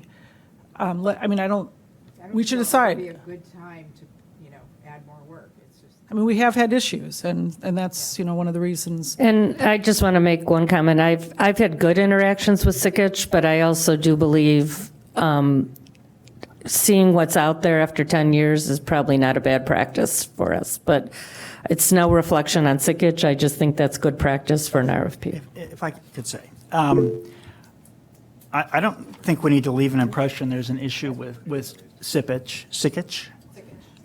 This discussion about the IMRF note was meaningless. It was absolutely meaningless. I'm not referring to IMRF. Well, it was. Let's not rehash, but. But what's wrong, I think that's the origin of this, and the fact that the IMRF note that we used the prior year financials was entirely appropriate. The thing got blown out of proportion, and I think that Not my issue. Okay, Councilman Newsman has his hand raised, so let me go to him. Thank you. We've been with them quite some time, so I do think it probably makes sense to test the market at some point. Yeah, I think a reasonable accommodation is what David and Cherry are suggesting is we do this year with Sikich and then go to the market and see what that has to say. I mean, it'll already be a year that they'll be in chair just by the fact that we won't be starting an audit until April. So, and there's never a good time to give people more work.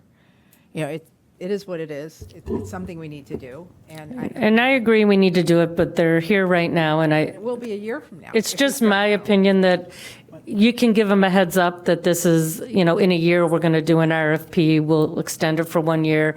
We're not pulling the rug tomorrow and just saying we're doing an RFP. the time spent is not getting Sikich up to speed. It's to get the other firms up to speed so they can put forth Right, a but- meaningful. So do you think it'll be better a year from now? They'll have less? I work think a right year now from we have a really critical budget to get into, and their time, I think, is better spent coming up with significant cost-cutting ideas, What would not be the- on. Okay, I want to make a motion that we extend Sikich for 1 year, let them know that, because of the tenure of the relationship, we will be doing an RFP the following year. So do I have a second on? Second. Okay, we have a motion and a second for recommending to City Council an extension of 1 year with Sikich for auditing services, taking roll on that recommendation. Wait, adding an RFP the next year. RFP following that 1 year extension. Thank you for clarifying. Thank you. Councilmember Suffredin. Yes. Councilmember Davis. Yes. Councilmember Rogers. Aye. Councilmember Kelly. Aye. Committee Member McMillan. Aye. Councilmember Nusma. Aye. Committee Member Livingston. Aye. Chair Rikus. Aye. Thank you. So can we decide on some sort of for the next meeting then, at least some sort of a code statute whereby how often we are going to do this? I think that it should be, we should determine, I think 5 to 7 years. I don't think we should be waiting. Can 10 you years. work on that and circulate I'll make it, a- work with me, and then we can Okay. come up with something? Councilmember Kelly, I would suggest making a referral through the formal process if you would like to amend code. Oh, I'm sorry. Okay. Yeah, I will co-refer that with you, and I think that's probably a very good idea for it to come here, and it might be one of those that gets referred to 2 committees at once, but let's do that.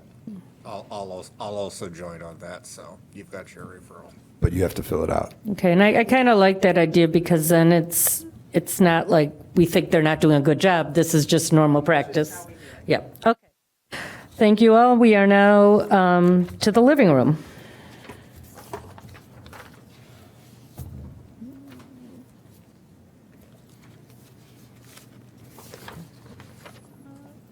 You're presenting? Yes. I don't have any slides or anything, but. I think I forwarded a couple questions to Hitesh that we received, but why don't you start and we can. Well, I didn't get the questions. So what the reason for this is the living room capital project far exceeded the amount of ARPA that was allocated for it. And so the living room capital project wouldn't get built out and we wouldn't have a living room if we hadn't gotten this earmark from Senator Fine. Okay, so it's a $600,000 earmark. When you get earmarks from the state, you don't necessarily get the money when you need it. So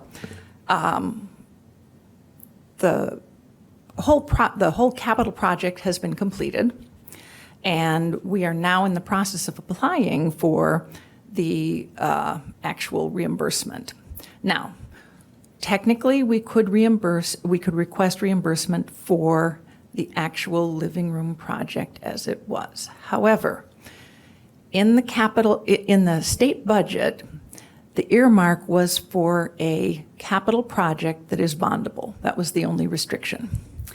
And if we applied for the living room itself, you have to apply, we are the grantee, but then there's a whole nother step because you then have to get the actual organization that implemented it, which in this case was Ascension, which is now Prime or whatever the hospital was bought by. It's the St. Francis.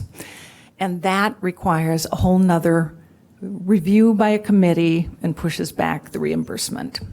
So the grant manager at DCEO recommended that we consider applying for something that is a city project that has been completed and that we can just apply for and we'll get the reimbursement much more rapidly. So that's really what this is about. And the way of moving around the funds from different sources is just to accommodate that. So does it really affect our budget, or it's just moving funds from one to another? It's just moving funds from one to another. It doesn't affect the budget at all. Do we have any other questions or comments? Okay, I think we have an action here. Yeah, just, do I have a motion? Do I read this out loud? Okay. Does anyone want to make a motion to realign the $600,000 of the state funding with Living Room Capital Project? Independence Park. Do I have a second? Okay. Taking roll, Councilmember Sufferton. Councilmember Davis. Abstain. Councilmember Rogers. Aye. Councilmember Kelly. Aye. Committee Member McMillan. Aye. Councilmember Nusma. Aye. Committee Member Livingston. Aye. Chair Rikus. Aye. Thank you. Okay, now we are going to discuss HB 2621. And I know there's a handout here we can go through, and we did hear some public comments. So did you want to talk a little bit about it? Well, I did want to make one thing clear. What this does is it reduces the appraised value of the property. It does not change the taxes directly. We levy the taxes we levy. They are spread out across the tax base. We are still getting substantially additional development ultimately that will pick up more of that tax base. But this is not a giveaway of taxes. So that is a misconstrued understanding of this.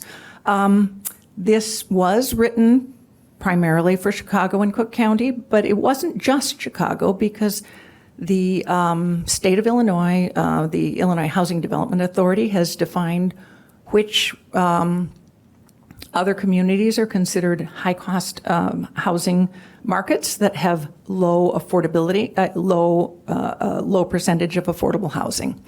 And Evanston is one of several of those. Now, we can't say no to the developers. They can apply for this regardless of what we do. So it is part of what generates, it's in our IHO, because if we then have these 20% units, which they can apply for, as I say, anyway, then we have the ability to handle them through our centralized waste list and give a preference to Evanston current residents or people who work in Evanston, which is one of the strengths of the way we implement our IHO. So the developers can apply for this regardless of what we do, regardless of what our IHO is. But our IHO currently was set at, our inclusionary units was set at 15% specifically because we did not want to exclude projects. There was push among the community to say, go for 20%. Well, that would have put smaller projects and rehab projects that can be covered by our IHO under certain circumstances in a real bind because they would not have qualified for anywhere near any benefits to be able to actually come up with those affordable units. Housing development costs have gone sky high, as probably most of you have heard. And yes, we don't get the assessed value is reduced, so they will not pay as large a share as if they did not have those affordable units, but we're not giving away taxes.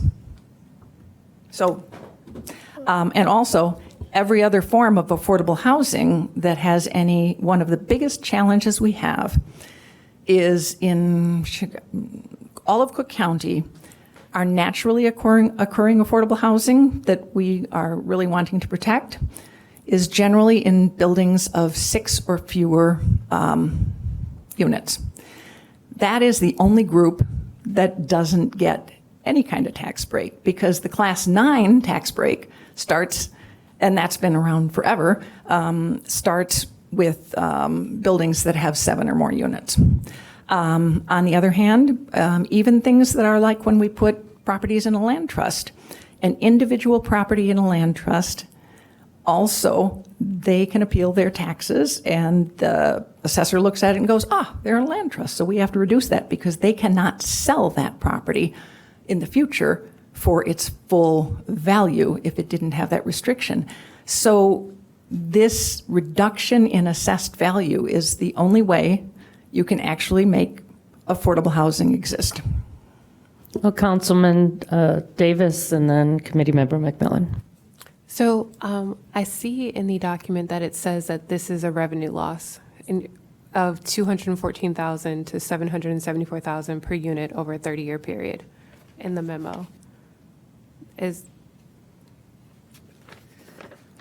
That's the loss of revenue from the rent reduction that the apartment building has to, when they are putting an apartment at affordable rate for a household at 60% of the area median income, they are charging dramatically less than what is market rate and what is going to make the building cash flow. So I understand that you're saying that we're not, if not for the inclusionary housing ordinance, when we talk about the till, the imbalance that we would have in our coffers in our account, we're definitely at a deficient. We're making less, we're getting less in. Are you saying no? No, we're not, because we levy our taxes and it goes across the tax base.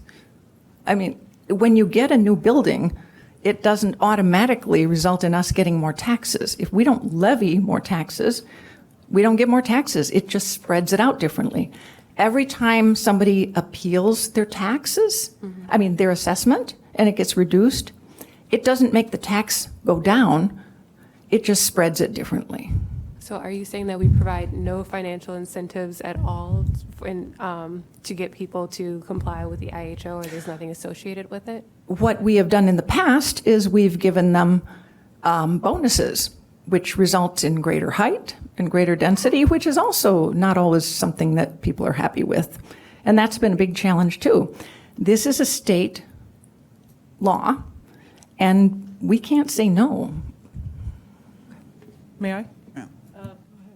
So, well, I want to say it's a state law if they provide 20% affordable housing. Correct. That's a state law. But if we say we're only accepting 10% of affordable housing, if we had an inclusionary housing ordinance that mandated 10% affordable housing, and I would advocate for some workforce housing at 60 to 80, as Mr. Oakley mentioned, we get all of our taxes, we get affordable housing, and a developer can afford this. I think this is, this is lost revenue going forward. So let's be really clear on this. And as Sarah said, the taxes will still be generated, but they're dispersed now among the taxpayers. So it becomes, on a community that is already suffering from affordability, we've now increased that burden on taxpayers, likely, accelerating displacement of more residents. So for the example thank you so much, Mr. Oakley, for this, the spreadsheet. So for example, on a large development, that we're looking at, potential development of, 445 units, we're looking at, with the tier 3 at 20% affordable housing, we're looking at forfeiting over $40 million on the low end, over $50 million on the high end, depending on how you assess the units. We just recently passed our first one where the property owner is planning on accessing will access this. Over on Maple, a 30-unit building with 6 affordable units. Now, because they're providing 6 affordable units, 3 more than what would be 10%. If they only provided 3, we would get the full taxes, but we will not. We will forfeit tax dollars going forward because we're getting 3 relatively small affordable units to the tune of probably over $2 million. And you can correct me, Mr. Oakley, if you think my numbers are off, please. So I think what we need to look at here, of course, we all want affordable housing, but we also want to protect people so that they can remain in Evanston. We don't want to continue to make the situation of affordability worse in Evanston. So we need to take pause and we need to approach this transparently and understand what we're looking at down the pike. This is also a program that's front-loaded. So you will notice in this, like with a large proposal such as one with 445 units, that in the first 10 years, the taxes would be at the low end 8.8 million, whereas if we did something like 10%, we would be getting instead over $30 million in taxes. We would have 10% affordable units, and we would have far more revenue to help offset the burden on our entire city. And especially, I'm looking out for those many residents who would like to age in place and not be forced out of Evanston. So I think and this is the tier 3. And I did speak with the assessor's office, with David Morrison, and others who were at the helm in sort of advocating for this, along with Housing Action Illinois. And they were quite frank about it. This was intended for the Loop in Chicago. When I talked to them about the fallout on our city, like with one development where we would in essence forfeit over $40 million, they were pretty frank in saying, yeah, this really hadn't been considered. And so it's really on us to take pause on this and say, maybe we need to reassess our inclusionary housing ordinance, maybe not, but at least we should have an open discussion about this. This is going to impact primarily our school districts. So I think we need to, we just approved one building. Fortunately, it was relatively small at 30 units, but I think before we approve any more, we should, and I'd be happy, maybe we have a subcommittee of finance and budget to explore this, maybe in conjunction with our housing committee. But we need to make a decision. We shouldn't just go in this and say, oh, we can't help it. No, we can. We can say no. We can say we can change our inclusionary housing ordinance. So that's it for the moment. I'm sure I'll have more on this. Thank you. Councilman Newsman. Oh, I'm sorry. Thank Committee you. member. Oh, okay. Yeah, I'm sorry. She was first. I didn't notice. This a lot more, 'cause, go ahead. maybe bigger brains than mine might understand this, but I'm struggling to figure all this out. I think that maybe there's some nomenclature. I think maybe we're not giving away tax dollars, but we are forfeiting them. So, I mean, it ends up being the same thing. It's being spread across the existing tax base. To the They're not being residents. forfeited. Right, it'd be, I would say forego. Yeah, Councilman Newsman. right. Did you have a comment? Yeah. We debated the IHO in the previous council. It went through a very extensive development process with stakeholder engagement. We had this discussion last year. We approved the IHO. This is a weird audio bounce, so I'm going to keep powering through here. Developers who are proposing 20% units in their buildings are not doing so because of our IHO. They're doing so because of the state law. Is that correct?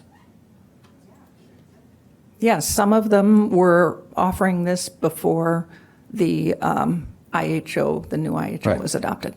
And so is there anything we could do with our IHO which would result in a different proposal from the developers? You mean something that we could give them that would make them not go for the state benefit? I don't think so. Correct. I mean, Can we recommend a lower Can we opt out of percentage? the state so what law? I'm saying is, what would we do? What would we be? Well, how would we incentivize affordable housing then? So 10%. Right. So affordable housing is a priority of the previous council. I assume it's a priority of this council. I think the decision has been made, and I think it's very important to note that while we are foregoing some additional tax revenue, we are bringing in, it's still a net positive. The properties that we're talking about are parking lots right now, the ones that I have in mind, 605 Davis and the one south of Noyes Street. They're parking lots now. And so once they are redeveloped with residential housing, they will be assessed at a significantly higher value than they are currently. Correct. We as a community, city, school districts will be getting more tax revenue from both of those properties than we are currently. We won't be getting as much as we would have, absent the state regulations, but we do get more tax revenue and we get more affordable housing. Mm-hmm. So I think we're in a good place where we're at. That's my take on the situation. Okay, I have 4 people here. Councilman Suffredin's first, then Committee Member Livingston, then Committee Member McMillan, and then Councilman Kelly. Okay, thank you. So along the lines of getting all the relevant committees to discuss this, or what would those be? Like the school city committees? The school city committees weren't, school districts weren't really involved in this, but they had said that affordable housing is very important to them. In fact, as you may recall, one of the things that they negotiated in the 5/5 TIF was specifically spending money for affordable housing to try to increase affordable housing. Okay. So, that's not something that they were directly involved in, but they did say affordable housing is important to them. Yeah. Sorry, I'm just asking going forward. The committee that oversees recommendations on the inclusionary housing ordinance is the Housing and Community Development Committee. And they did, as Councilmember Newsma said, spend a great deal of time working on this. Okay. Because, we do have not conflicting, but contrasting goals, right? Actually, they do conflict. Getting more revenue, it reduces the tax, the taxable value of these properties initially. That ultimately reduces substantially, but it's a way of getting affordable housing in these buildings that we would not do without that incentive. And the city does not have any possible means that I can think of to generate that same level of affordable housing. Now, it's always a question, what's more important, affordable housing or a higher tax base? Who doesn't try to get their assessment lowered? Anybody? Hey. Nobody wants to pay taxes, but it's generally not the people who need affordable housing who are getting out of paying taxes. Yeah. All right. So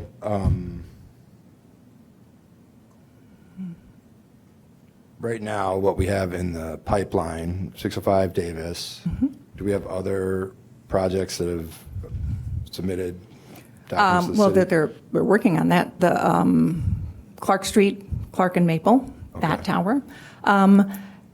The developers are very interested in this. The first development that took advantage of this was a Related Midwest one in Fulton Market.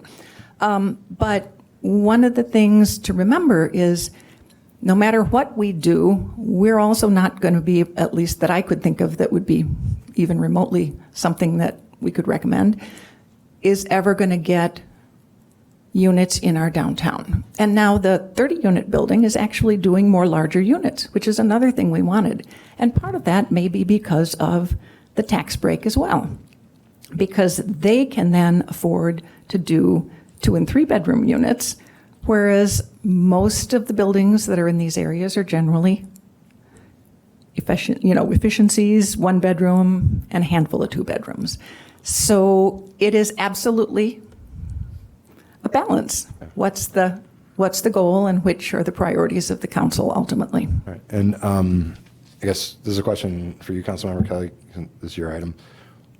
So we'll discuss it, but what is your proposed next thing that happens? My proposed next thing would be to put a pause right now on approval of any buildings that are in any proposed developments for the moment, and to look at revising our inclusionary housing ordinance. To answer your question, yes, we could have a 10% inclusionary housing ordinance, and we could say that those are the developments that we're accepting, that we're not accepting the 2080. Again, this was not intended for towns our size, and we're going to take a really hard hit for this if we go forward. We can have both. We can have inclusionary, we can have affordable housing, and we can get tax revenue, Sarah. So it's not true, it's not one or the other. So let's be really clear on this. And we can help offset costs for our struggling residents. The difference in the money, people are going to build. Evanston's coveted territory. Let's not fool ourselves. We're not out in some blighted land. People are going to build here. And I'm going to ask Chris maybe to speak a little bit to his thoughts in terms of, are we going to get developers if we reduce it to 10%? I think, he's in the profession, so he can respond to that.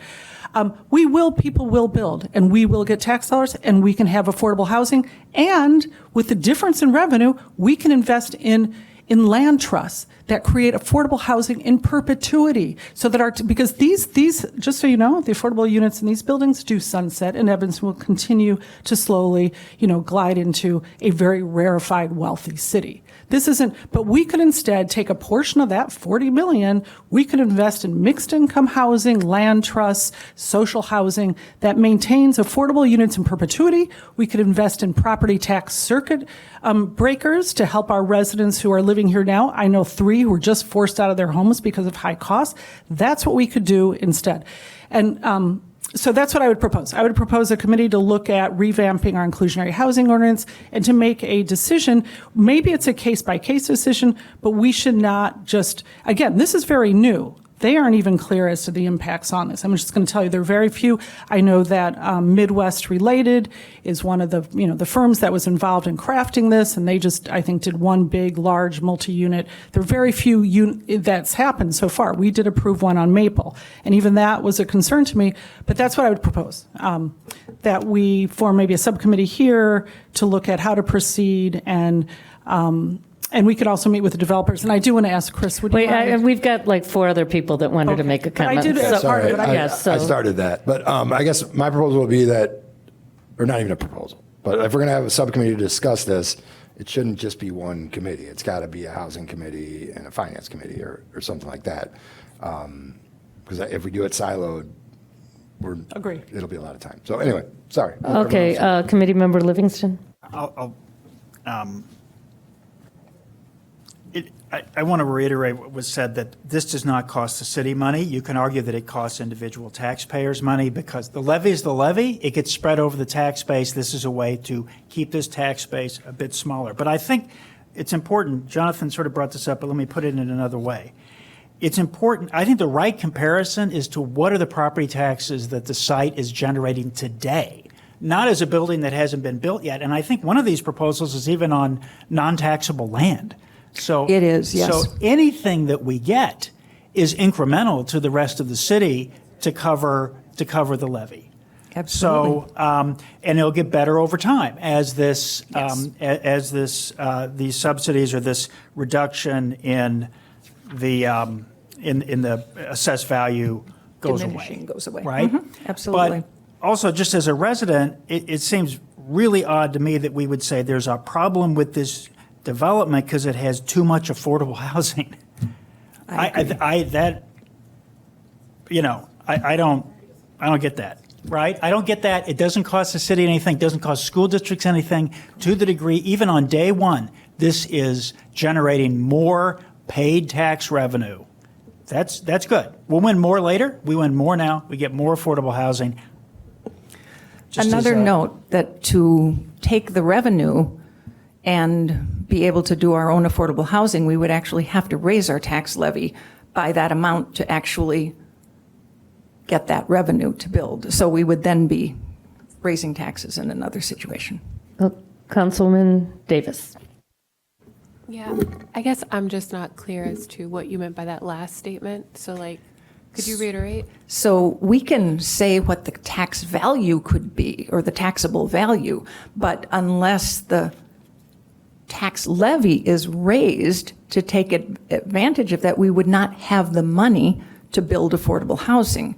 So I think that would mean the city would have to say, our goal now is to raise our tax levy to take advantage of this greater taxable base, and then designate that money for affordable housing to accomplish Councilmember Kelly's goal of creating housing that way.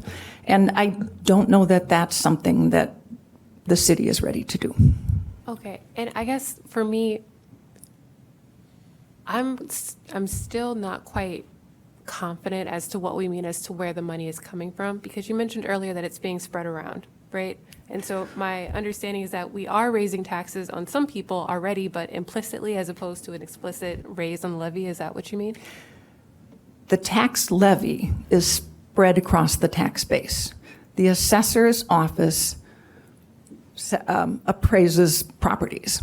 And so when we get new buildings, as Committee Member Livingston pointed out, that spreads that whatever its taxable value that is above what it was as a parking lot or whatever, spreads the tax levy out over more taxable individual parcels, okay? Mm-hmm. So that may not reduce people's taxes, but it may, if we increase the levy, keep their actual their tax payments from going up as much. So it still helps people by expanding the taxable base. Now, if we were actually to try to capitalize completely on what some people are calling the lost revenue that this is going to provide, we would have to raise our levy to actually gain that revenue, because otherwise, I mean, if we never raised the tax levy and we got more and more buildings, everyone's taxes technically would go down. Now, that's not likely to happen, but it does help control it. Does that answer your question? It is complicated. Okay, all right. Well, I guess because, you said that there wasn't like a tax break, but then you used the phrase tax break earlier. And I guess what you were saying afterwards was that there is no way for us to directly give this money to people or to do a similar thing without raising taxes. Right, because we would have to raise our tax levy to get more taxes to be able to do these other things. Yep, but when you talked about the whole issue with the assessors, doesn't that mean that even if we're not raising the levy, but the assessments are raising, that the end result in both situations, that the individual taxpayer could pay the same amount and it'd work out the same? No? You lost me there. Okay. Try again. So, in our current situation, basically, you're saying that the assessor taking the assessed value of all of the properties and it spreading out is what's is basically causing an increase in people's property taxes in our current situation. It is or is not? No, that isn't. Okay. The school districts raising their tax levy is what's increasing our tax. I mean, the city hasn't raised its tax levy, but other taxing bodies are raising it. Okay, then I don't have any other questions. Okay. Can I ask, I'm at 10, and then Councilman Kelly, 10,000 feet.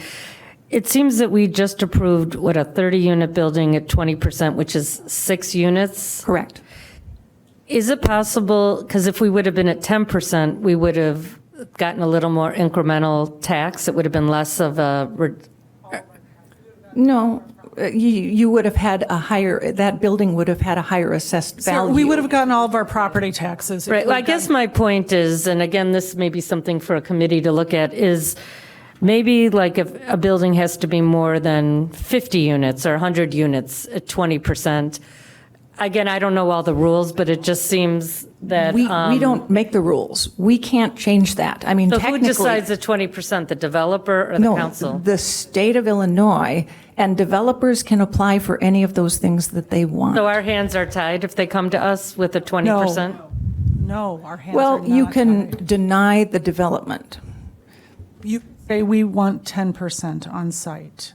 And yes, we would get our full property taxes on the Maple Avenue development if they were giving us 3 units instead of 6. We would be getting those property taxes. I want to be clear on that.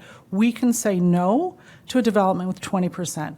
If they do 20% and we okay it, then yes, by state code, we have to give them this enormous. But if we tax break. deny them, they can come back and say, But we'll do 10%. We could have, and this is, Chris, would you mind speaking to this? If They we had a could, 10%. but we don't know what they want to do. Okay, I think that. But we've- I'm sorry. Okay, one last comment. The chair's at the end. I just, first of all, we've never talked about this. We talked about the 15% before this surfaced. We talked about a 15% inclusionary housing ordinance that didn't mandate any on-site, et cetera, et cetera.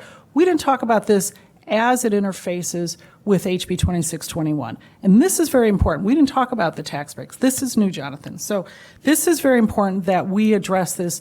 And I would say, maybe, Tom, I don't know if it should be with finance and budget committees with the school districts also, like representatives, maybe. I think that might be good to form a committee also with them and our housing. Well, why don't we're going to put this on the agenda next week. We have one more item. But I just why want to don't say we one more thing, one more very important thing. It One is more thing, and then we entirely- got to move on. So that we understand the difference between Chicago, when they do this, spreading that out over Chicago and Evanston, it's an entirely different ball of wax. Absorbing that kind of cost for a town our size is far different than what it is for Chicago. And people will develop in Evanston. That property that tax exempt property where Garrett Seminary had, someone would have built on there and we would be collecting taxes. Now, those first 3 years, I believe we're going to be collecting next to nothing because that was tax exempt property and a parking lot. So, whereas we would be collecting a lot of money in the first 3 years, but we won't now.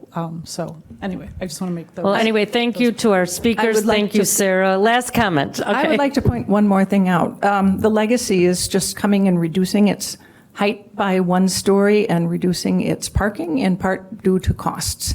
It is not doing 20% on site. It is doing 10%. And so we are going to get less affordable housing, or if they decide they want to do that, we can't stop a developer. In which case, we don't have them through our inclusionary housing, and I don't think it is to our advantage. So Thank it was you. because it was Okay. inconvenient to have a swimming pool up on the top Okay, floor. we have to move on, but thank you all for the comments. This is a really good discussion. I think there's going to be more discussion, and thank you for your information that you've brought. Really, you've 30 seconds because we've got one more item on the agenda. First reference to Related Midwest and the building they did in Fulton Market, and then also on the Spire site. Yes, they're going after the 20% in the property tax incentive. They also went after, I don't know, PAB bonds. What are PAB bonds or something? Private activity bonds that had to fund 50% of all development cost, and because of that, they got to go after the 4% LIHTC credit as well. So you have 2 very big developments. You have a heavy-hitting developer that I'm sure has resources in Springfield. That was the process. The 20% on the tax incentive, wasn't a trigger for those. I think the other thing, and what I put together, and some of it You got to wrap up, sorry. some of it has to be maybe staff or someone helping educate the developers. If they're holding the same unit count and they are doing 10%, affordable instead of 20%, like on a big development on this one, that's 23 more market rate units which actually provide revenue that offset the fictitious tax savings. Now I say fictitious, there's one building that traded on West Fulton Market, I think on Elizabeth, that had these tax credits. The developer did not really get what he thought he was going to get out of it when the building sold. Okay, we have to move on. Okay. All right. Thank you. Well, Thank you very much. We have one more, but we appreciate. The grocery tax, we'll start the discussion. We don't have an action item, but Hitesh or Clayton, did you want to just give us an update? Do we have the presentation? Okay, so again, the grocery tax, you must have heard. I mean, the state kind of eliminated it, but gave the opportunity for the municipalities to adopt their own, grocery tax. I just read over the weekend that over 160 communities have already adopted it. Some of them, they are still debating. But it looks like, We generally have to make up for around $2.5 million. Tell us again how much revenue we'd lose? 2.5 million. Yes. So either we implement 1% like hundreds of other communities do it, or have a property tax increase, or increase the home rule sales tax by some, or any other funding source. We have a while to decide this, right? Right there is October 1st, so that it can be effective January Okay. 1. So October 1st, yeah. Yeah, I mean, as we know, we're already at a structural deficit, and finding another 2.5 million would be very difficult, but why doesn't everyone think about it and we can put it, you need an action from us at some point for city council? I mean, at least the recommendation. Okay, Then- so maybe next month we can do that. Councilman Sufferman? I was just going to say, the deadline's obviously October 1st, but we'll have a clearer sense of what other communities around us will be doing. So it may be prudent to hold off or put this on the agenda for next month. And there's also information we should probably have from economic development to the extent possible about where Evanstonians buy their groceries, and there's information that would be useful that we don't have right now. And I mean, the deadline's a hard deadline, but the more complete information we get before having a discussion, I think the better it is. Right, but so again, in general, as I said, over 160 communities, some of them are still, I mean, at some point they will have to make up for that. And in terms of what's the Evanston, where they're buying, I mean, you get some idea from the $2.5 million. That would be our loss. Yeah, no, I mean, the numbers are the same Right. no matter what, Okay. but We'll put it on the agenda for next month. Councilman Kelly, or was that an old? Okay, and I don't want you to think I forgot about the debt policy. We just had a very large agenda. We will be bringing that back to surface next month. Anything else anyone want to add?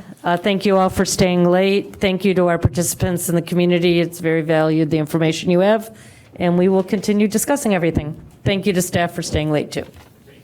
Do we have adjournment? Good, we're good to go. Thanks all. Thank you all.